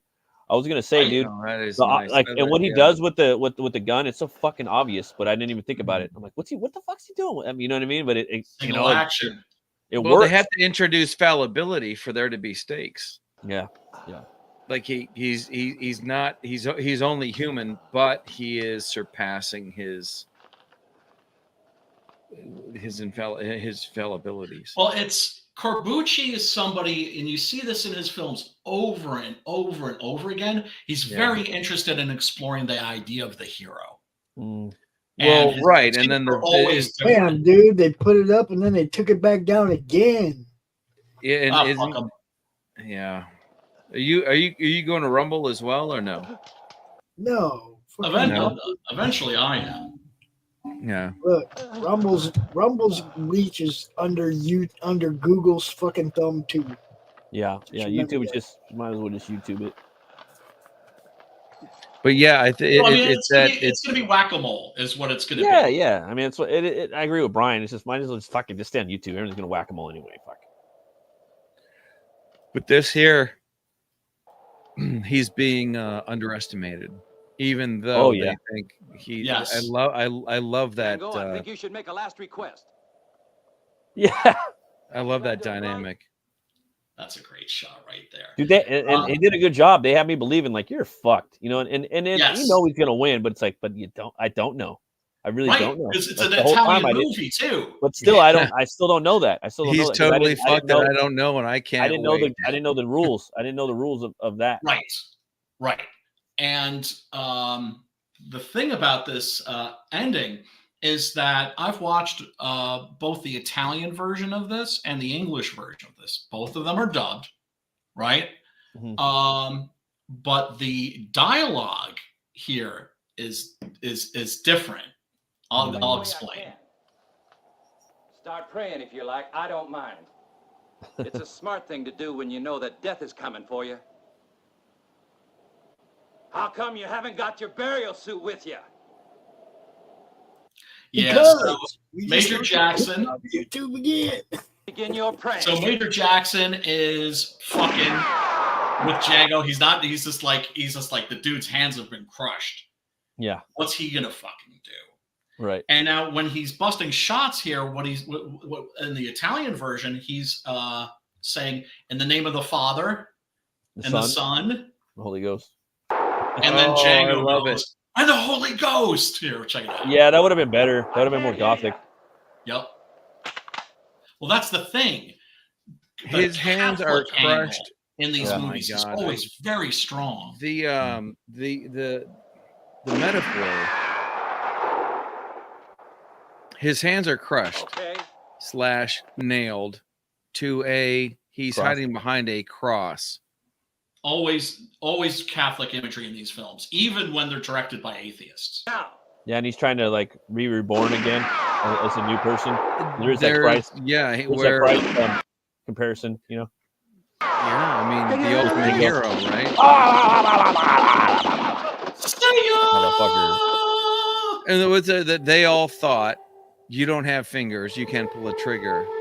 But I can fan the hammer. Yeah, I can fan the hammer. So obvious too. I didn't think he was gonna drop the pause on that shit. You know, well, it's so obvious. It's a single action cult peacemaker, right? Yeah. And so single action means you click the hammer and you drop it, right? And you can't just it's not like a double action pistol where you can just squeeze double the trigger. Action, you have to cock it before you fire it. Single action is a cock and fire in the same. But the fanning that you see, by the way, which is bullshit. You can't hit the side of a barn if you do that. Is when you hold the trigger down and you just do this with the hammer. Yeah. Yep. Yeah. In the movies, it's obvious though, like he would do that. Like we've seen it a million times. You know? But even better, I should have thought of him that he was going to do that. I didn't think about it. He uses that piece of he uses that piece of bent iron as a stabilizer. So he's using the cross as a sled. You know, like when you're trying to zero in a rifle, you rest it on something. Yep. Right. And I love that he uses that. I love that he uses the cross as a sled. Yeah, I mean, it's one of the great endings to a Western ever, right? This ends with a showstopper. And it kind of reminded me a little bit of like the Man with No Name trilogy, where he's kind of like double like crossing a couple people. You know what I mean? And I don't know, man. I like this one a lot. It's one of my favorites, man. Glad you enjoyed it, man. I want to watch it. I like the character. I want to watch the second one, the one that populated. But I don't know. You can find the trailer for that, and I'm not sure. That might be on Tubi. I have it on DVD. There's one on Tubi. No, actually, he's got long hair and a beard, and he's got the fucking hat, and it sounds like the same melody. Like, and he's riding into like a little town, you know. And Tubi played it right after this. I woke up and okay. That's Koepp that you're thinking of. Then that's Koepp. The last great spaghetti western. And we saw that too, I think, when we were scanning through when you were showing earlier in the stream. Damn, let's check Why the hell did that out too. No point in looking for that shit now. But I have like the this is one of those movies that I have like in every format. Oh wait, yeah, I can imagine. Is it over here? Is it over here? Like I have this on DVD. I have it on DVD twice. I have this on bootleg VHS. Back when that was the only way you could get it, and I have it on Blu-ray. And what can I say? This is one of those movies like Escape from New York, like The Man with No Name trilogy, like Dawn of the Dead, like Mad Max, where it's just like whatever format, like whenever it comes out in another format, I have to get it. Blade Runner, yep. You know, The Thing. It's a relatively small list of about 10 movies, but it's just like it's your White Album. Yeah, exactly. Yeah. Some of those Lucio Fulci movies, of course. And speaking of Lucio Fulci, he directed quite a few spaghettis himself, including one with Franco named Massacre Time, which is brutal. Yeah, like this is the scene where he's just pathetic. Yeah, pathetic as fuck. Yeah. Right? Yeah. That and then ultimately them just smashing his hands to smithereens. Because he had lost all the gold, and then he lost the girl, and he's losing himself, and then he loses his hands. It's like, oh fuck, man. Yes. It's just like he sort of had nothing to begin with, and he still manages to find a way to like lose everything. Love it. Yeah, love it. Yeah, classic. Everybody love that little bridge too. Everything. I'm sorry. Go ahead, Matt. No, I mean, I love just like the way everything's just barely holding, like the bridge, the town, everything's so fucking dirty and just falling apart. You know what I mean? The everything is just perfect. Yeah, it's what can I say? It's a wonderful movie. Well, the entire time it's playing, you can hear that somebody's shaking dice.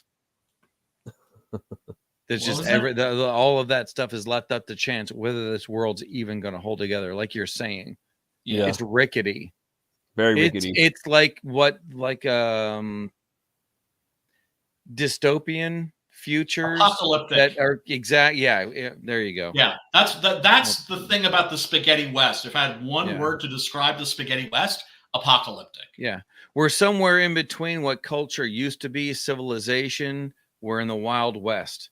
Yes. We're at the end of one epoch. We're at the end of one epoch and beginning another one.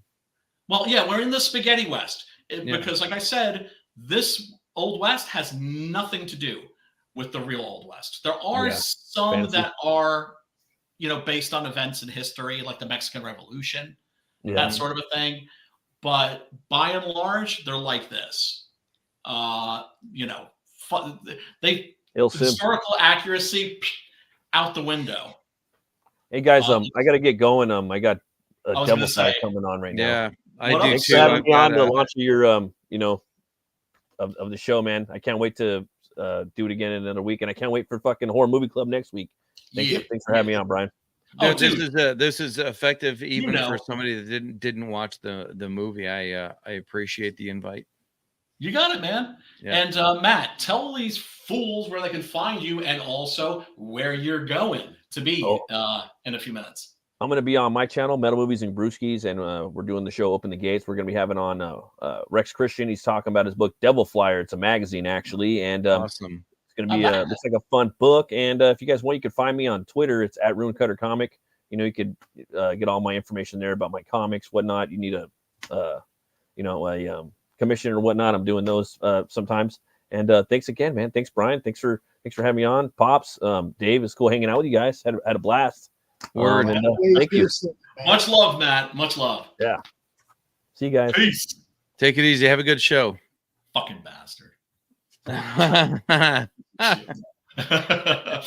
man. I love it. Yeah, this is why I always want to be like the last to leave so that I don't have to hear what you're going to say about me after I'm gone. And the thing is, it's just like he's just really good with the interviews. Oh yeah.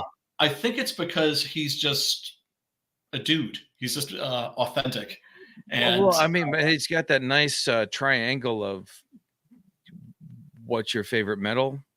What's your favorite what's your movie? favorite What do beer? you like to drink? I mean, it's right there. It's a tripod of awesomeness. Yes. But yeah, and of course, I'm currently writing a comic for him called The Puritanian. The which, Puritan. The Puritanian. The Puritanian. Yes. Okay. Yes. It's going to be sort of a take on Solomon Kane. Solomon Kane is my favorite character in any medium. Is that right? That's my favorite character of all time. Did you like the way that was represented in the movies? Well, there's only one movie actually, but well, I mean, like movie. I like love the, it. like Is the it films and Robert E. Howard's? Yeah. Solomon Kane? Not really. I didn't like the fact that they felt like they had to do an origin story. Do I love that movie to pieces? Hell yeah. It's a sleeper, isn't it? Well, that's because it didn't get released here in the States because the atheist chic thing was going on, right? And so they couldn't release it here because when that was the flavor, you couldn't release a movie where the hero's a fucking Puritan. Atheist chic? Yes. Oh, you mean CHIC? Yeah. Chic, like fashionable to be. Yeah. Do you remember that? Okay, yeah. Yeah, Well, I mean, do I remember it? We're in the middle of it. Oh, no, that's over. That ended. Atheism Plus actually is what killed it. Yeah, I mean, it was a fad. I kept telling everybody that I knew that was into it. It's like, this is just a fad. This actually sounds nothing like wrong a with title. being an atheist. That's okay, but this whole like militant atheism, right, where you just think like where basically it's like they took atheism and turned it into a religion. Yeah, That's turnabout and all that. Richard Dawkins, the Sam Harris, those clowns who are the intellectual lightweights. The intellectual charcoal gray web. Yeah, no, I mean, what can I say? Not exactly intellectual. I have to find that now. I have to find that and watch that because I just went through like 32 different not short stories, but like it was a compendium of Conan stuff and called The Conqueror in audio form. And I love it. There was a couple of Solomon Kanes in there. Anyways, I don't want to derail or anything. No, that's okay. But anyway, like the book that I'm working on, we're going to take sort of Solomon Kane because that's the thing. I don't want to do Solomon Kane, so it's going to be sort of a character that's kind of like the inverse of him. He's going to be it's going to be fun. It's going to be fun, and that's the way I'm writing it. It's going to be like a Hammer horror movie on the brown acid from Woodstock. Oh Jesus. You said brown acid. All right. Oh man, I didn't have brown acid. I did have some acid that was the color of a paper shopping bag once, and I did not enjoy that. I never liked LSD. I always felt unhealthy, and it just chemically, that's a whole other. That's a whole other. It got me through my fourth quarter of art school. I'll tell you that much. But other than that, yeah. Yeah, I much prefer mushrooms because you're not. It's not as much of a commitment, right? You're not on like a 10-hour ride. I always remember that line from Cheech and Chong's Up in Smoke. I hope you're not busy for the next 8 days, man. You just did the most acid. Yeah, man. Yeah, kill a horse or whatever. Oh man. Yeah. Funny shit. Yeah, definitely. We start talking about that stuff. It has to be a private stream. But what am I looking at here? Oh, that's part of the movie. All right. Right. I didn't see that before. It's another great iconic shot right there. So everybody, if you haven't seen the original Django, go check it out. It is a classic. It is a masterpiece. And what can I say? It is incredibly cool and badass and fun. So go check it out. Now, is his hat shaped like that, or is the wind just blowing it up on the side there? I think it's shaped like that. Actually. Okay. All right. You saw the hat 15 times during the movie. No. I honestly, I don't want to disrespect the stream. I was listening to much of it. I was doing something on my other monitor. That's all good. So this is some of this is all new. Now, I always notice your hat, Doc. Pops, Doc. Oh yeah. God. Well, I mean, look at the buttons all over there, and it's like nice and symmetrical. We got a nice. Is that a real tree pattern on there? Yeah, it's real tree. Real tree. Yeah, it's real tree.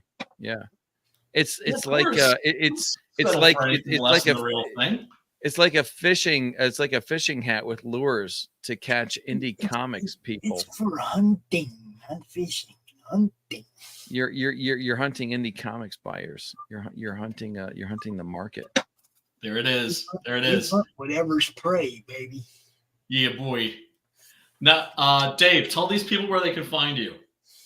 idcrisisdesign.com. Anything ID Crisis or Identity Crisis on social media, you'll find me there on Instagram and all the other competitors of X and Facebook. And look for this logo, and that's where you'll find me. Hells yeah. Yeah. And Pops, tell these fools where they can find you. Well, you find me at my new Twitter account because yes, you see down there, I got locked out of the old one. So please follow my new Twitter account. I got a whole bunch of reach to make up over there. Like a whole bunch of reach to make up over there. So yeah, you do. And I'll add you to the group because I want to thank our boy Matt for being the very first person to super chat the network. Fuck yeah. Love you guys. Yeah. I'm going to do a stream tomorrow afternoon and kind of explain what happened, how we ended up monetized when it wasn't something we were planning on doing, you know. But good old Brian's going to take us right out of there anyways. For damn sure. For damn sure. Is that...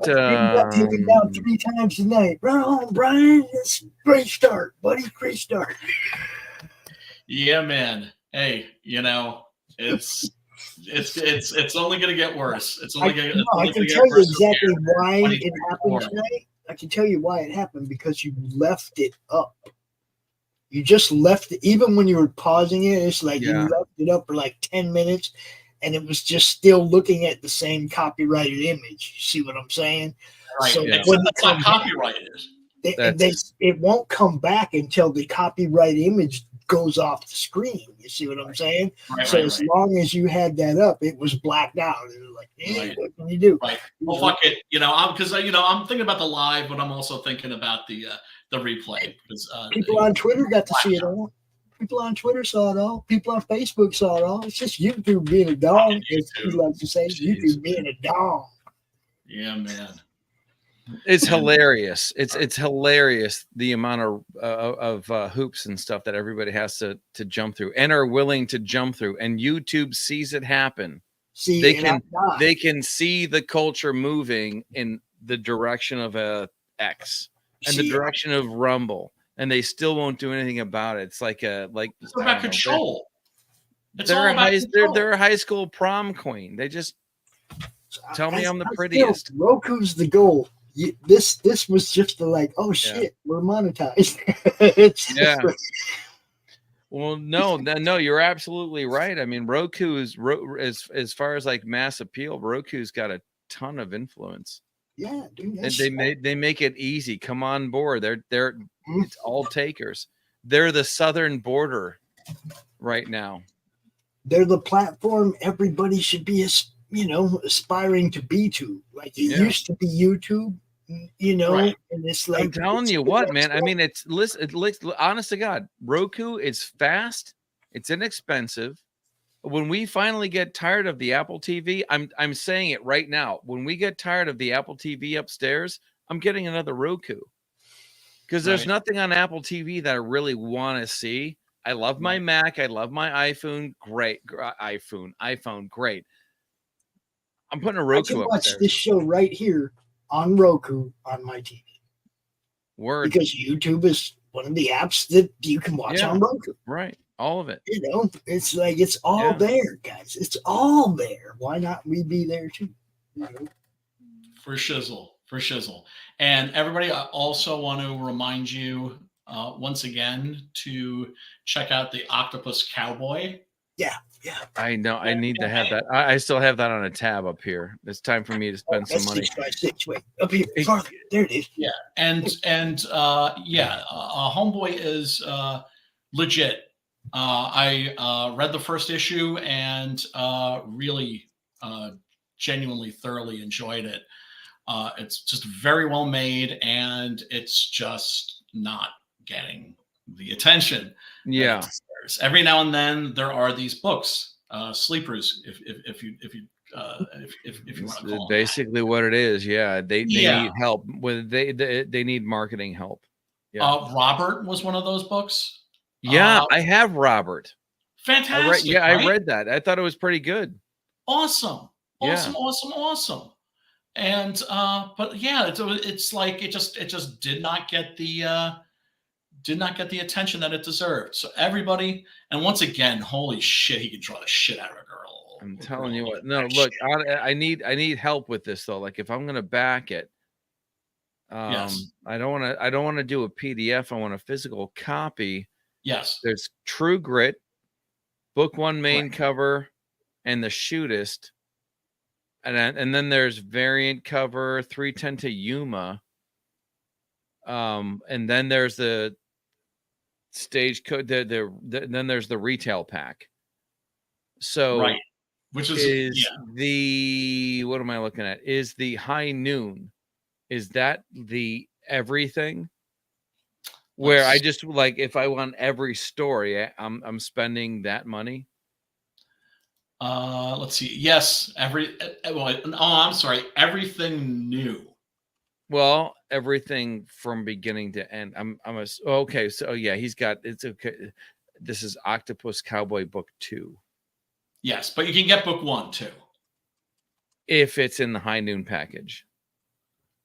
I believe so. Think so. Yeah, because there's Westworld book 1, but yeah, that's PDF. True Grit, book 1 main cover. Okay, that's book 1, and then the Shootist. That sounds different. Book 1, 310 to Yuma.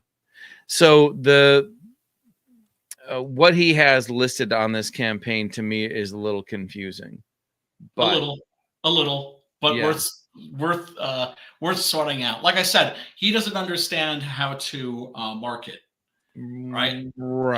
Which is why, it's just, he's one of those folks. It's just like, we need to like pull him aside and be like, yo, dude, you need to do this, that, the other thing. Because he has talent coming out of his fucking ears. No, without a doubt. So your answer to me, and I'm going to assume this is what it is going to be contact the seller with the question, I need book 1, book 2, and any of the supplementals, side stories, whatever, give me those books. And if that's what High Noon is, I'll do it. But I mean, I don't know. Book 2 variant. Yeah, he doesn't have book 1 in here. All right. Anyways, that's what I'm gonna have to do. I'm just gonna have to like reach out to him. Like, this is what I want. How do I get it? Yeah, right. How do I get it right? What's the tier? What's the tier for me? Yeah, and if there isn't one, make one. Exactly. Yeah, I'm trying to give you my money. Are you mad enough to take Make it easy. I know. Yeah, right. I know. I hear that. All right. No, this is a great find, though, Brian. I really appreciate you bringing it up. Well, it's me. I'm all about helping new talent when they come in through the door. I feel like I don't do enough, really. I need to get a little bit better about that, because I feel like people like me that are a little bit more established, that we have an obligation to the people that are coming in behind us, because there were people that helped me out, and most of us out when we were newcomers. Yeah. So gotta keep paying that shit forward. Anyway, everybody, thank you so much for tuning in. We really do appreciate you. Spank that subscribe button, spank the thumbs up, ring a ding ding dong the bell for notifications. And Chris, if you're listening, much love to you, brother. And Pops, are you ready to take us out, brother man? I am. Don't push no buttons. I shan't. I'm just gonna- Have you seen this, Brian? Have you seen the Slaughterville? Yes. tour? Yes. Dude, Last this week, is like right? a Hallmark moment. I love this fucking ad, dude.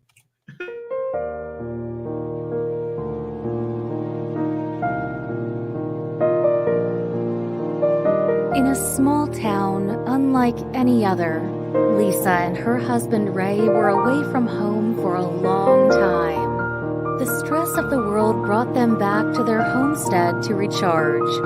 The entire family is reuniting once again for a time of faith, food, and fun. The whole town is invited. Come join Ray and his family for the feast of a lifetime. Welcome to the picnic. Slaughterville Book 3, The Cannibal Rednecks, is a 66-page, full-color story of love, loss, and family, set in the small town of Slaughterville. Look for it on your favorite crowdfunding platform. The Civil War was America's bloodiest conflict. Over 500,000 died to preserve national unity. When the war ended, Confederates like Harley Brogdon headed west, shooting game for the Army and gambling. When a card game turns deadly, Harley shoots in self-defense, killing the card sharp who threw down first. Wilfred Knorr, the card sharp's wealthy father, will stop at nothing to see Harley hang. Harley flees to Cobb's Gap, an old silver mining town at the foot of the Rockies. A remarkably peaceful town, especially after dark. But the sheriff harbors a dark secret, and no one dares go into the mines anymore. Cobb's Gap is full of secrets. People speak in hushed tones of something in the mines. Something worse than their cursed sheriff. Something even the Indians fear from the deepest pits of hell. Every secret will be exposed. Bronze Star. Order your copy at bronzestarcomic.com.